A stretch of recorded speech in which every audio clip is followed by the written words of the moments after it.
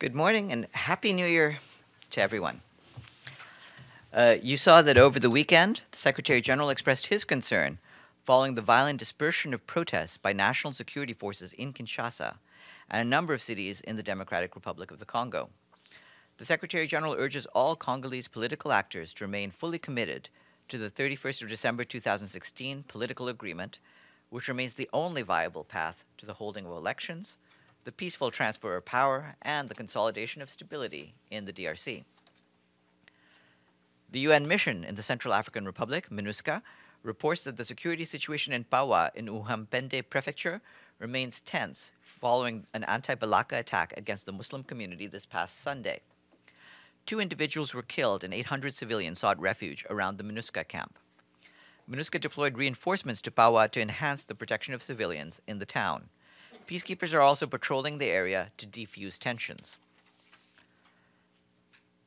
The Deputy Special Representative of the Secretary General and Resident and Humanitarian Coordinator for Somalia, Peter de Klerk, expressed deep concern yesterday over reports of the unannounced destruction of settlements for internally displaced persons, along with humanitarian infrastructure in K13 in the Kada district of Banadir in Mogadishu. Over 23 settlements housing over 4,000 IDP households were destroyed. Personal property and livelihoods have been lost as people were not given time to collect their belongings before the destruction started. An assessment was carried out today to establish the immediate needs of the displaced and where the people have settled. Some partners have already started providing assistance, such as clean water. Additional response activities, including provision of temporary sanitation facilities and distribution of hygiene kits, are in the pipeline. Throughout Somalia, more than 2 million people are displaced due to drought and conflict, including 1 million newly displaced in 2017 alone. Displaced people constitute 1/3 of the 6.2 million people in need of humanitarian assistance. A total of 69 Iraqi civilians, not including police, were killed and another 142 wounded in acts of terrorism, violence, and armed conflict in Iraq in December 2017, according to casualty figures recorded by the UN Assistance Mission for Iraq.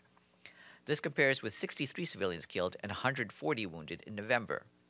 Baghdad was the worst affected governorate, with 122 civilian casualties. Jan Kubish, the Secretary General's Special Representative for Iraq, expressed his hope that as we move into the new year, these figures will fall rapidly as much-needed peace and stability return to Iraq. For press conferences, today at 1 p.m., Ambassador Nikki Haley of the United States will address the press at the Security Council stakeout. And then at 3 p.m., Ambassador Kairat Umarov of Kazakhstan, the President of the Security Council for the month of January, will brief the press and present the new program of work for this month. That program of work was approved earlier today. That's it from me. Yes, Joe. Yes. Does the Secretary General have any comment on the protests in Iran and the reaction of the Iranian regime, including cutting off access to the internet and to messaging applications, as well as some mass arrests and the killing of approximately 13 or 14 people? Thank you. Yes, the Secretary General has been carefully following the reports of protests in a number of cities in Iran. We regret the reported loss of life, and we hope that further violence will be avoided. We expect that the rights to peaceful assembly and expression of the Iranian people will be respected. Yes, Siapak. Follow-up to my colleagues. Has the Secretary General contacted Iranian regime in order for the situation at the moment in Iran, or contact any oppositions in Iran? No, Has the contact been made? I don't have any contacts by the Secretary General to report at this time, no. Is he going to, until when he is going to wait? We're evaluating the situation as it develops. If further steps from him are needed, we'll let you know about it. Thank you. Yes, Maggie. Farhan, last week there were news reports out of Uganda and DRC that about 100 militants were killed, and it was related to operations related to the killing of the 15 Tanzanian peacekeepers. DPKO didn't have anything late last week, but I was just wondering if there was any confirmation of this, of these local reports, if it ever came through or not. Yes, we believe that our colleagues on the ground, MONUSCO, have confirmed the reports of some of the deaths. You'll have seen the Secretary General's own statement that we put out a couple of days ago, reflecting his concerns about the violent dispersion of protests by the national security forces.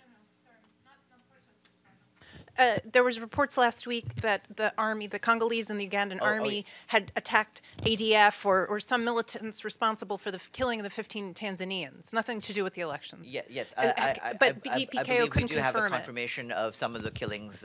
Hopefully, if one of my colleagues can bring that in, but we were able to get a number of people who were killed from about a week ago. Yes, yes. Yeah, because I had been asking in writing last week about whether the Ugandans claim that they made they took these actions without any boots on the ground, without ever crossing the border. So they were done either with artillery or with airstrikes. And some of these camps are far from their border. So I'm just wondering, and as I'd asked last week, was MONUSCO informed of airstrikes taking place in areas where they have, personnel? I guess it has to do with the kind of coordination, and also, whether they think that the people killed were all in fact ADF fighters, or there's some reports locally that there's civilians hit. So I'm just wondering, what's the UN's sort of role and foreknowledge and knowledge of these airstrikes and artillery strikes by Uganda into DRC? Well, first, let's, in relation to Maggie's question, I'll try to see what information we can get. I believe we had received something just before I entered here about casualties from the attack last week, so we'll try to get some. Could I ask one other thing that I asked last week, which was this reported letter by Pramila Patten of the Special Advisor on Sexual Violence and Conflict. I'm sure you saw the story, quoting from a letter from her to the Secretary General, saying that Aung San Suu Kyi refused to address the issue of alleged rapes by the Myanmar army of Rohingya. And so somehow last week you couldn't confirm that even such a letter was written. Did she write a letter at the end of her mission?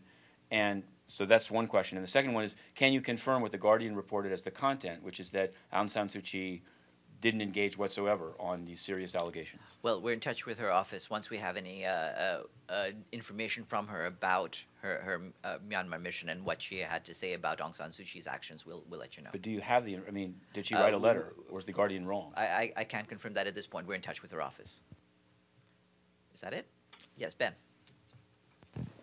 Just why did it take so long for the Secretary General to actually come out and say something on the Iran protests? This is something we've been saying over the last few days. I mean, we haven't had a briefing, but we've been saying this for some days now. Yeah. Where I looked over the weekend, I didn't see anything issued by the Secretary General on this. So where was a statement made concerning Iran before you just read out what you did today? My colleagues and I have been responding to questions from the press. It wasn't a statement, no. Yeah. Sure. I wanted to know, the Kim Jong-un in his New Year's Day address, among other things, he said he has a nuclear button on his desk that he can push any time, but he also seemed to be open to talks with South Republic of Korea, including about the Olympics. And I wanted to know, with certain preconditions, I wanted to know what the Secretary General, given his red alert for the world, how does he view that speech? Both the button comment and specifically the offer to talk about the Olympics? Well, we're not going to comment about the overall rhetoric in general. As you know, we've mentioned to all sides the need to de-escalate unhelpful rhetoric. But regarding the remarks about the Olympics, as you're aware, the General Assembly has recognized that the Olympic Games can foster an atmosphere of peace, development, tolerance, and understanding on the Korean Peninsula and beyond. And the Secretary General hopes such engagement will contribute to the resumption of sincere dialogue, leading to sustainable peace and denuclearization on the Korean Peninsula. Yes, Shauna. Well, that was a relief. Yeah. Sorry that I have to ask again about Iran. If Secretary General doesn't contact Iranian authority in regard of the demonstration, how are we going to find out where UN stands? Well, at this stage, like I said, we'll let you know about any contacts as they proceed. I mean, the fighting going on, people are getting killed from both sides. So when do you think it's going to be a time for UN to initiate the contact? Well, at this point, we're evaluating the situation and trying to see what contacts would be most helpful, and we'll proceed along those lines. Yeah. Sure. We'll ask you about Cameroon and Liberia. I'd asked you over the holiday, there's been quite a lot of military action, including near the border of Nigeria, more refugees. And I just wanted to know, did Mr. Fall during this period, 10-day period or whatever, have any contacts? Was there any, is the UN following that? Because things seems to actually be getting more militarized and more people killed in the towns that I email you the names of. Yeah, no, he's following the situation, and he'll continue to engage with the authorities in Cameroon, as well as the contacts he's made on this.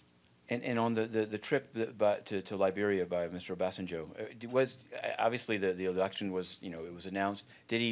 What did he do while he was there, and how big? I mean, just to understand how this mediation special advisors work. Did he go on his own? Did he have DPA people that went with him? And what did he do when he actually arrived there before the announcement of George Weah as the winner of the election in Liberia? He had contacts with the various parties in an effort to make sure that there will be a smooth transition on the ground. Beyond that, you'll have seen the statement we issued, I believe, last Friday night about the elections in Liberia, and that's where we stand. Have a good afternoon, everyone.